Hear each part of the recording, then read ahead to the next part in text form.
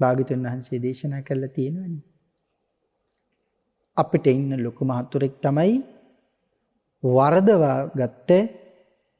වරදවා පිහිටුවා ගත්ත තමන්ගේ හිත. මේ හිත තරම් හතුරෙක් අපිට තව නැහැ. පැත්තකට ගිහින් ඉඳගෙන කල්පනා කරන්න මොන්න තරම් අපිට රිද්දනවද? කෙනෙක් අපිව දාලා ගියා කිව්වහම බලන්න මේක පැත්තකට ගිහිල්ලා හිතලා. එයා අපිව දාලා ගියපු එකටම නෙමෙයිනේ අපිට රිදෙන්නේ. මේ හිත පරණ මතකයන් මොනතරම් අවශ්‍යනවද?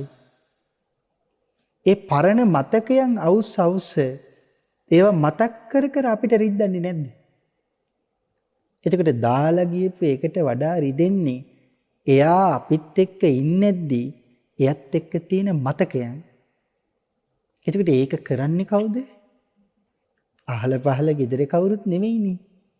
තමන් ළඟ ඉන්න කෙනෙකුත් නෙමෙයිනේ. තමන්ගෙම හිත.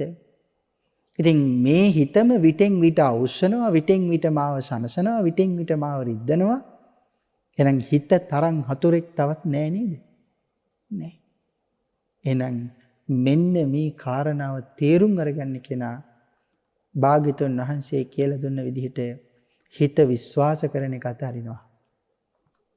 මං අහන්නේ ඔබ තාමත් හිතනවා නේද? ඔය කවුරු කිව්වත් වැඩක් නෑ. මට මගේ හිත විශ්වාසයි. අදින් පස්සේ මතක තියාගන්න භාග්‍යවතුන් වහන්සේ දේශනා කරන්නේ මොකද්ද? අපි ඔය විශ්වාසයි කියලා පිළිගන්න කෙනාව මතහරින්න කියලා. ඒ කියන්නේ හිත විශ්වාස කරන්න මේපා කියන එකයි පැහැදිලි කරලා තියෙන්නේ. හිත පිළිබඳව කරන විශ්වාසය අතහැරලා හිතේ පාලනේ තමන්ගේ අතට ගත්තොත් කාටවත් තමන්ට රිද්දන්න පුළුවන්ද? බෑ. තව කෙනෙකුට වේදනාවක් දෙන්න පුළුවන්ද? බෑ.